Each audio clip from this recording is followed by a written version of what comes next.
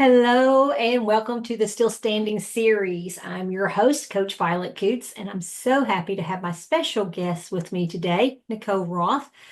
Uh, I'm a Christian life coach, equipping and empowering individuals to live in their true identity and be who God created them to be. I'd love for you to grab my free biblical affirmation cards so you can start renewing your mind today and finding that freedom. And if you're feeling stuck in any area of your life, schedule a free breakthrough session with me. The link will be in the show descriptions. Hello, Nicole. Hello, how are you? I am good. How are you doing today? Great. I love Good. I Thank love you for joining spring. us. Yes. Uh, So glad to be here. yeah, great. So just tell us a little bit about you. Just share a minute, and then we'll get into your testimony. Sounds good. So I am a mom of three daughters. They are nearly grown, sniff, sniff, 17, 19, and 21. I've been married to my husband. We met in college, so 22 years now. And we live in the Dallas-Fort Worth area of Texas. I'm originally from Michigan. I love the outdoors. That's an understatement. You can tell I'm a background here, but I am outside every day that I can with my dogs. We have five dogs and Okay. just love life, love life. And I'm a That's joy good. coach. That's awesome. A joy coach. We all need more joy. We all need more joy. Amen. Amen. Uh, so just share, whatever God's laying on your heart today. Share your testimony with us Yeah, and just take it away. sure. Sounds good. So when I was a young girl, I was 8 years old. And we all have these defining moments where the enemy comes in and tells us lies. Yeah. And mine was that I was alone in this world. So I had a group of friends. I was a part of the popular clique, five girls. And there was a rumor started that the most popular boy in the and girl in the class had sex. Well, I didn't even know what that was at that age. And so there was a lot of shame connected to that too, because I knew there was something adult in nature. So I didn't even go to my parents to tell them what had happened. But literally overnight, I lost all of those friends. And then it expanded to my classroom. Then it expanded to the bus. And like it seemed like the whole world was against me for something that I never even said. So I was a very quiet, shy girl. And so I just really withdrew within myself and really became yeah, just very inward, and again didn't share the situation with my parents. And so I went home every night, especially during that school year, and cried myself to sleep. And was I mean Oh, it was really sad.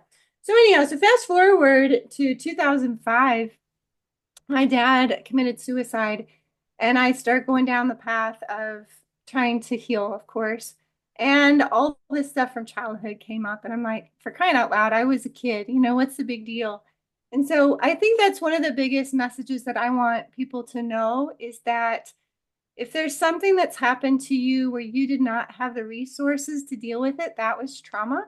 Whether it seems like it was a small thing or not, I was just a kid, whatever, it may have played a much bigger role than you think it has in your story. yeah. And take the time to go there, even if it's really painful. Like for me, that was rejection, that sense of aloneness, shame. I didn't want to go there at all. I was like, let's just sweep that under the rug and move forward. I don't want that to be part of my story. And so God had other plans because, and he didn't cause this for sure, but I was so sick. I became desperate. Like I was like, I'll do like, what do I need to heal? Like, what do I need to face? What do I need to get rid of? I am done feeling so horrible physically.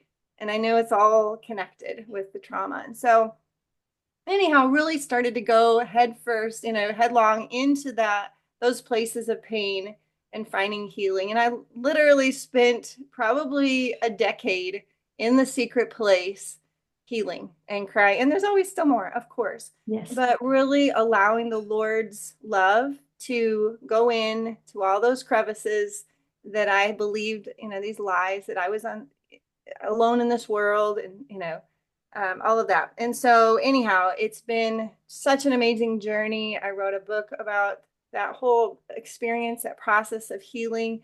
It's an allegory. So many women can really relate to my story through a story because yeah. So anyhow, that's kind of the overview. Awesome, awesome. So when did your relationship with God start? Yeah, so I grew up in church, but it was religious. So it was do good, be good, try hard, I think. So we were in church every week of my life. I did VBS, I did so it was a really good foundation. But this is the problem. I never actually heard the gospel message.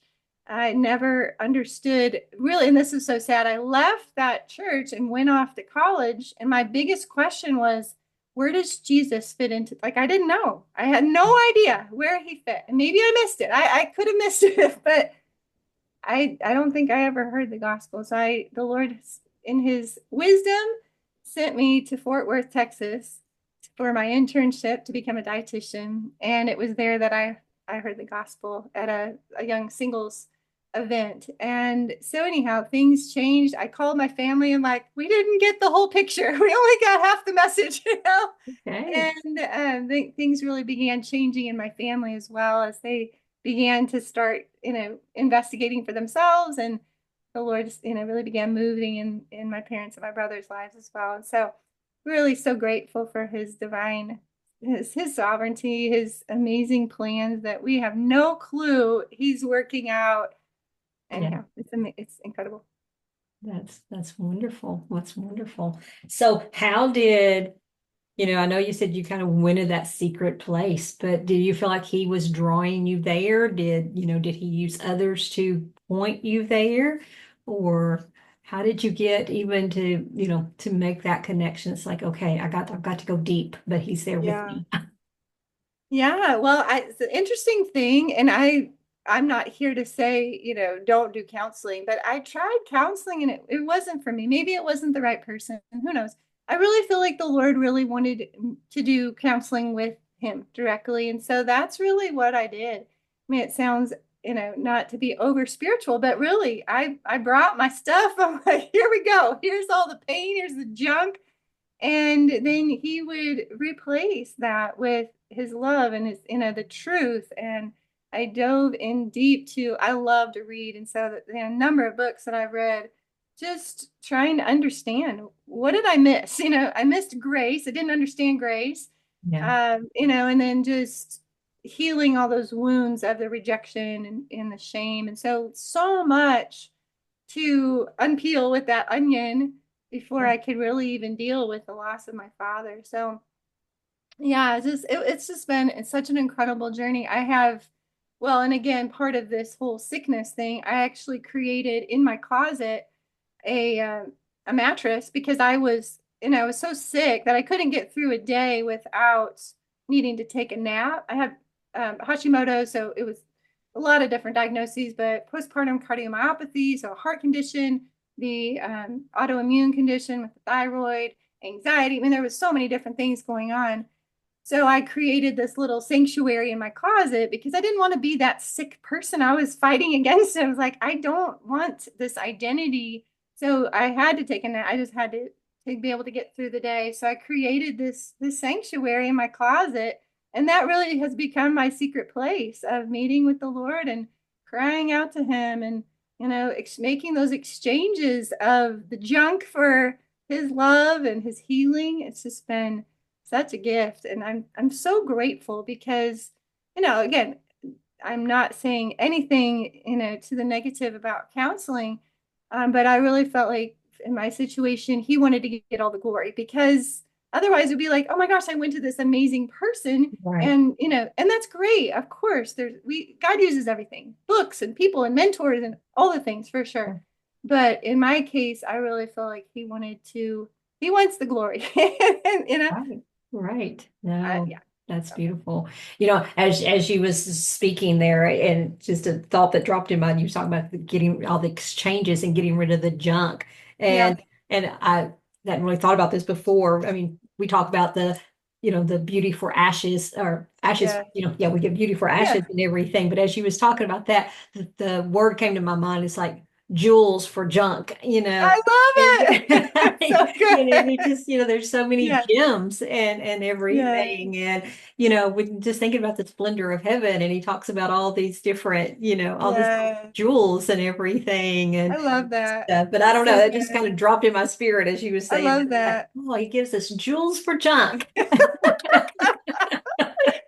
So good. It's yeah, So, that's it. yeah, yeah. So now, where are you? So he's used this. I mean, he does. We don't want things to be Yes, part of our story, but the truth of it is they are part of our story, yes. and they're important parts of our story because Hmm. we all have stuff. We all Yeah, have junk, if you will. right, exactly. And that's one of the reasons I do the Still Standing series is Hmm. that, so that we can be honest and just Yeah. open about, yes, we all have stuff. Things have Hmm. happened to us. Totally. And We have continue to done happen. things. Yeah. Yeah. Yeah. But his grace, Hmm. and talking about grace, yeah, Hmm. I kind of was brought up in what I call the, legalistic. I am so Yeah. thankful for my background, but at the Hmm. word that I did get, but there was a lot of legalism. Yeah. And, I didn't understand the grace. I didn't. And Yeah. so, me too. I've gone through so much and have needed so Hmm. much healing. And Yeah. it's like, yeah, the grace is the grace and Yes. everything to be able to even receive the love that he has Yeah. for us, Absolutely. to It's that so depth. huge. I get so excited. I actually, my license plate on my car that I recently got, it's the number 5 is in the Bible is grace. Do you know that? I Anyhow, have it's heard that so, before. yeah. So my license plate is grace, but it has the actual word wasn't available. So I put the 5 for the A. And Oh, anyhow, I got all my stickers with the nature and, the mountains and all the things. But I mean, that has changed my life so much. And I don't believe many Christians, unfortunately, get to that place. I mean, again, God used this deep, deep, deep pain and desperation. I'm like, I'll do anything. Like, I will do anything, Lord, to make this stop. And I don't know that many people get to that place of desperation. And for me, I didn't share this part, but really out of that pain, out of that rejection wound, I went into striving. So I decided I don't need people. I don't need women, especially. I do not like them. I do not trust them. I would not wear pink. Everything that had anything to do with femininity, I was like, I'm not, no, zero. I don't want any part of it. Later, I was to learn that that's misogyny, hatred of women. I had a lot of healing to do in that area. And now I lead women in ministry. I mean, it's hilarious.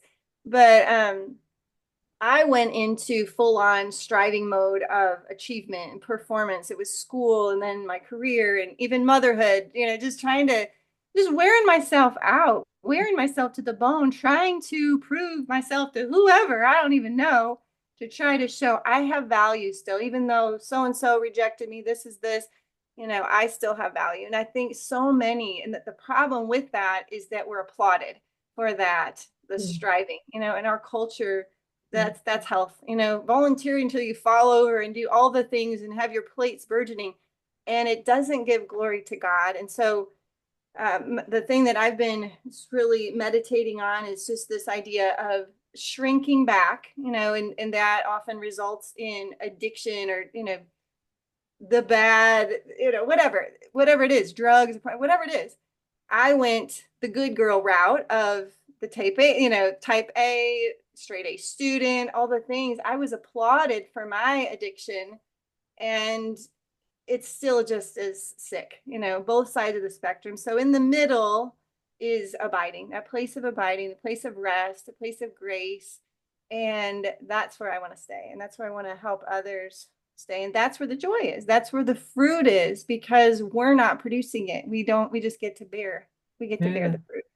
So anyhow, I want to shout it from the rooftops, like, grace, grace, grace, grace. If you don't get it, please, come on in. And it's not, I think a lot of people that have not had that revelation yet think it's a license to sin. It's, oh, well, that's cheap, cheap grace, basically. And they get real nervous about preaching about that, or, but I'm like, well, you don't get it. You don't get it because actual grace, if you understand it, it will bring you to your knees, in humility and gratitude, not arrogance and a license to sin. Absolutely not. So anyhow, I just am so grateful for the Lord showing these things to me, again, through himself, through his word, through different books, mentors, of the things that I've been blessed to dive into and have the time and the resources to be able to do that. I'm so grateful for that. But it changes everything. Yes. Yeah. And I feel like I see more and more that people are starting to get Hmm. this, that, it's like, Yeah. okay, there's something different. We're missing something. Yeah. And even today, I was thinking about something, and it's like, no, I'm learning Absolutely. to be in that rest Yes. and be in that, in that grace, and Hmm. not the striving and Yes. everything. It's like, Yeah. okay, but and even that though, it's new. You gotta, you Yeah. learn it, because like you said, all around the world, it's like Absolutely. the do, It's do, do fighting. more. Totally. I love the chosen, the little fish going this way and everybody else is going this way. I'm like, here, that's me. I mean, even being a Christian is that in general, but then this takes it to a whole nother level of like, I have learned to use my no strongly, you know, and I have a friend, she says, no, you're no, like, I think it's so valuable. And before I have had gone through this transformation, I was in so much people pleasing and fear of man that I was terrified to say no. I mean, I couldn't say no. I was, oh, yes, yes, I'll do, yes, I'll volunteer for that. Even if I had this pit in my stomach going, say no, say no, you don't Right. have the bandwidth. So I think that's a huge thing for women to identify. If you get that pit in your stomach of anxiety of like, no, girl, like you need to say no, and out of your mouth says, I would be happy to, Exactly. um, you're actually, I always think you're robbing somebody else of an opportunity if you say yes to something that he doesn't have for you, and you're going to get worn out. Like, you can't do both. You can't abide and do everything he's calling you to do and all this stuff on the side. I'll just pick that up. Yeah, I'll do that. Yeah, I'll do that. We've got such and it's culturally, in the West, but just that sense of like, I can do it all. And we cannot do it all. And it's the greatest gift to, I say, the gift of I can't. Like, it's awesome.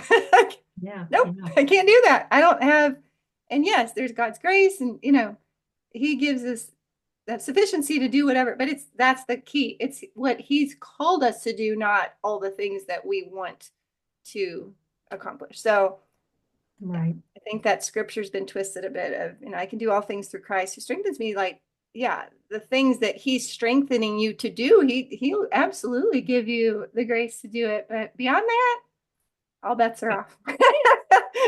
Yes, no, that is so good. That is so good. And so, we're there's so much things that we have to unlearn. Yes, it's There's so absolutely, many things we have to unlearn. totally. When we can do that, then we, and then we start learning. Mm-hmm. Okay, where he says, "Come to me, my yoke is easy, my Yes, burden's light." yes, But we have to unlearn some stuff before, yeah, and learning to how to abide, and learning yeah, how to say, God, what is it that you want me to do today? And yeah. when is that? Am I supposed to say yes to this? Mm-hmm. Am I supposed to say no to this? Yeah, right. And, and even just slowing ourselves down, though, to Mhm. even ask that question, Yes, totally. because, and some of it is that we've learned to stay in that striving, I think, so long that we're on automatic or Yeah, autopilot to do totally. that. And Yes, and again, that even of itself, you're learning to say, okay, no. It's like, yes. but the more that I'm doing it, even myself, the Uh-huh. more freeing that is, It is so good. and the lighter. And you talk Mhm. about joy, and I'm like, I'm learning Yes. to have more joy as well Yes, and absolutely. stuff. No, So it's huge. Yeah, something you said about just that. being it actually is an addiction. It becomes the addiction to busy and if you ask anyone really, how you doing with it, that's the answer. Most everybody will say, I'm busy, but it's not with it like, oh, I'm so busy. It's like, that's a badge of honor. And Brene Brown says that busy is a badge of honor. Yeah. And so it's learning to not only, recognize, and it can be with caffeine too, sugar, whatever, just this addiction to the fast and the speed of the pace of the world, to recognize that. The way that I like to describe it, it's kind of like, when you go to the airport and you're on that moving walkway, and then you come to the end of it, you've got your luggage, you're doing your thing, and then all of a sudden it's like, whoa, okay, yeah, back to, that jolt was what I experienced when I finally learned to rest. And I had a major grace revelation in a bathtub. Like, it was like a, wrestling with Jacob moment. I'm like, I'm not getting out of this bathtub until I understand grace, because I am so exhausted. I'm so worn out. I know that there's something more here, but I'm not getting it. Like, I don't understand this whole thing. So I got this big, all the teachings. I got in the bathtub and I was there for hours. I'm like, I am not, but I don't know, 1 or 2 in the morning, I understood. I got it. I wanted to race around my house screaming. I was like, this is really good news. It's just amazing. Yes. But that was my experience of like coming out of that addiction and that speed of everything going so fast and loving it. Let's be honest, into that place of like that hard stop is like, whoa, this is a jolt to my system, but it's good. I know that it's good. So just know that if you're in that place, zero condemnation with all this. I like was the queen of all the things, burgeoning plates. Yes, I can do it. Yes, yes, I'll spin all the plates. I can do it. So zero condemnation. But if you're in that place and you're like, okay, something needs to change. I need to go in a new direction. Know that you're gonna need to probably like it's gonna take a process of a new normal of like, this doesn't feel, it feels weird. Okay, cool. You're on the right path. Right. Yes. Yeah. Yes. Love that. Love that. And now, what you may have mentioned it, but what is the name of your book that you wrote? Oh, it's called Being the Beloved. I didn't say it. So my daughter painted the tree on there. So it was super fun. But it's an allegory of, it's actually I say it's a prequel to Max Lucado's book, You Are Special, the children's book. I don't know if have you read Okay. that? It's such a good, there's an audio, like a little dramatized version on YouTube. So if you haven't read the book, if you're listening, go on YouTube and go look at that. And maybe we can even put it in the show notes. But go watch that story. It is such a powerful story. And the quick cliff notes of it. And again, it's a children's story, but it's profound in its meaning. But basically his story is that there's this little village of Wemmicks, these little wooden people, and they live there and they go through life putting stars and dots on each other. So the pretty ones, the ones that do all the the good things, the strivers, basically, they get the stars, and then the rest get the dots, the shame. Yeah. And so one day the main character Pinchinello meets, and he's covered with the shame dots. And so one day he meets this character Lucia, and she doesn't have any stars or dots, and he's like, I want that. How did you get that? And so she says, I went to, I go to see Eli, the Heavenly Father, the creator, and I go and sit in his wood shop every day, and he talks to me. And so he gets the courage up and goes to this wood shop. And anyhow, it's just a powerful story. And so I personally, I would read that and I'm like, I want to be her. I don't want to have all the stars in the and that's the key. It's not just the dots, it's the stars too. It's the accolades, because it all comes from fear of man. If I can Yeah. just have enough followers, if I can have, whatever outward success, then it makes me feel like I've got value. And that is false. It is Yeah. never going to satisfy. It satisfies for the moment, and then you keep needing that hit, and then it's going to be the next thing and the next thing. It never brings rest and contentment like you wanting. So anyhow, so my story really is, what is Lucia, that character, the wooden girl? What is her backstory? How did she get so free? And so it's my story, Gracia, and then my daughter, Lucia. And so set in the forest, and the tree of life is Jesus, the master gardener is the Father, and then the river of life is Holy Spirit. So it's just, walking through that journey, going to the secret place in the forest and receiving, really having a revelation of grace and God's love. That's the bottom Oh, line. So oh, that sounds wonderful. Yeah. yeah, Sounds it's been wonderful. so sweet. The response of, I remember this one lady at church. She had gotten a copy of the book, and I saw her, and she literally grabbed me, and she, like, through tears, she couldn't even speak. She was like, I'm Gracia, like my character, the striving, the my daughter has gone to the other side of shrinking back and staying small, so it's representing both sides of the spectrum, but so people will relate to one of the two characters mainly. Right. But she was like I'm her, yeah, I get it, I'm like, there's freedom, girl. Yes. Oh, that's Yeah, awesome. That's yeah. wonderful. That is wonderful. So let me ask you, throughout your life, and walk with God and everything, have you had any, have there been any, though, foundational or scriptures, verses that's kind of you've held on to that's been your Mhm. lifeline per se? Absolutely. Yes, for sure. 2 Corinthians 12:9. But he said to me, my grace is sufficient, for my power is made perfect in weakness. That is hilariously, like, I received that verse. It was really a prophetic word. I mean, years and years ago, I was walking in so much pride and arrogance. Again, it was rooted in shame. I was trying to puff myself up to make me feel like I had some sort of value and worth. But I was trying to, like, in your whole ministry and coaching is about identity in Christ. That's what I was missing. I was trying to find it in these other things. So, yeah, and just peeling back all those layers. I mean, it's just so powerful. So this woman had given me this little tiny, I'll never forget, it was like this little plastic, it was printed on her printer with colored ink, and it had that verse, and she put it in the little slide, and I was like, oh, that's cute, and I didn't understand. I didn't get it. Like, I didn't know. I was like, oh, thanks. But now, as the Lord really started to humble me, and I started to see the pride and the self-sufficiency and all this stuff, I'm like, oh dear God, this is my life verse. Oh wow. I need your grace, Lord. I got nothing. So Oh, coming to the end of ourselves is the best gift. And so, I like to work with women one-on-one and literally go into the forest. Like, a friend of mine said to me, I'm like, what do I do? I've been doing this thing, for years now. I'm like, how do I explain it, or how do I describe it? And she said, Nicole, it was so quick.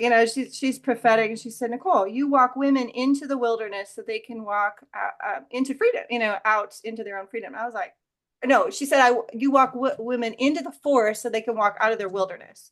I was like, yeah, that's exactly what happens.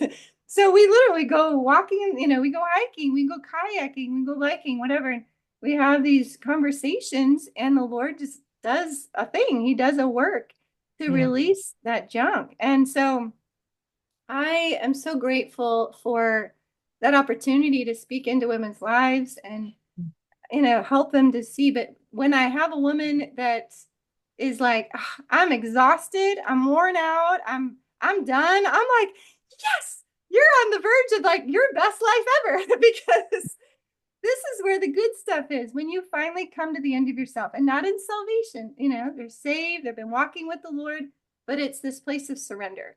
So that was me. I did not know how to do that. I didn't really trust God. I didn't know how to. And people say, just trust God. I'm like, all right, that'd be great. I would do that already if I knew how to, but I don't. So I find that is a really big stumbling block for people to, so the Lord gave me this tool just this last January, this year, January. We're in April right now, but he gave me this tool called the joy quotient. And it's really a practical way for people to approach the throne of grace and really learn to trust the Lord. Because if we have a bent toward performance, people pleasing, and the self-sufficiency and all that, which many women do, then we are forfeiting grace. We're walking, we're doing, he's like, hey, girl, go do your thing. You got free will to do that. I still love you. You're still my daughter, but there's a better way. But until we learn, to find that, were over here. Basically, if they're anything like me, I didn't want to need the throne of grace. I wanted to have the pretty package with the bow, with like, God, look at me, look what I've done for you. And he's like, I am not impressed. Like, no, I want an empty heart, not, I don't want your works. I don't want that all flows out of the abiding and, the connection to me. But I don't need to be impressed by your stuff. And so when we get to the end of ourselves, oh, it's such a blessing. It's such a gift. Really, then life starts. I'm like, that's where really life began, was I laid down my own ways. And again, I was already saved. I was already, Yeah. a child of God, ready. Yeah. So anyhow, Wow. Wow. That's beautiful. That's beautiful. So, I always like to ask individuals, knowing what you know now, which you've shared a lot, but knowing what you know now, what is that advice or that encouragement that you want to give to and leave with, with the audience and with the ones who's hearing this? Maybe that yeah, person who's like, absolutely. oh, I'm relating exactly with you. I know Mhm. what you're talking about. And so, Yeah. but yeah, what do you want to leave with that person? Yeah, I think the biggest, just like you were talking about, come to me, all you are weary and heavy laden, I will give you rest. My yoke is easy, my burden is light. That is really, it's not just in theory. Like that's my reality now. Not every single moment, of course. I still fall backwards, and the enemy is intent on, you know, all Yeah. the things. But for the most part, my life is completely different. And it is living from that place of flow. Like, oh, we're going this. Okay, we're going this way now. Oh, we're going that way. All right. Didn't see that coming. And it's like, all right, this is great. So just, I guess the emphasis that you don't have to have this life figured out all by yourself, and that he really is that safe place to bring your burdens. And he does not want to, he's not there to chastise you or, punish you. He corrects us in love. His kindness brings us to repentance. So there's nothing to fear. Go toward the throne of grace. Go toward him with all your, bring your stuff, bring your junk. He is big enough to handle all of it, and he's not shocked by any of it. So I think that's the encouragement. You don't have to have it all figured out yourself. Lay it down, really lay those burdens down. And um, yeah, this joy quotient tool has been such a powerful, practical way for people to have a stepwise process to do that. Because I'm like, I don't. How do you renew your mind? How do you go to the throne of grace? How do you make these exchanges? I don't know. Like, So anyhow, I'm so grateful for that. So yeah, I hope that's helpful. Yeah, yeah. No, that's wonderful. Well, I appreciate you sharing with us today Absolutely. and all the stuff that you told us and everything. Of course, we'll put your information about your book in the show notes and how to Yeah, get for in touch sure. with you and things like that as well. But yeah, this has been really good. So I do appreciate you coming. I do. Absolutely. I'm sorry, I cut you off there. No, no, no. I'm so glad. Thank you so much for having me. I appreciate it. You're welcome. Before I always end with the Isaiah 43:2, but is there anything else that you want to share before we end today? Feel like Just the gift of abiding, like just that there is that place of rest that is such a gift, and it's yours if you are a child of God, and even if you're not one yet, you can, yeah, this is available for you too. The Lord wants to give this gift to each of us, and it's there. So that's beautiful. That's beautiful. Well, again, I thank you. And I do like to leave everyone every week. I want to give us it's really this promise in Isaiah 43:2, that when you pass through the waters, I will be with you. And through the rivers, they shall not overflow you. When you walk through the fire, you shall not be burned, nor shall the flames scorch you. And, if this episode has been encouraging to you, then please like and subscribe to the channel, leave a comment, and, even share this with a friend.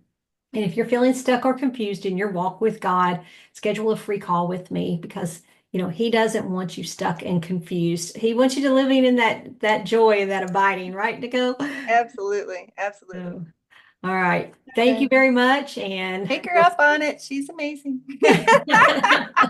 oh, thank you. Thank you. All right, Yeah. everybody. Till the next one. See y'all later. Yeah.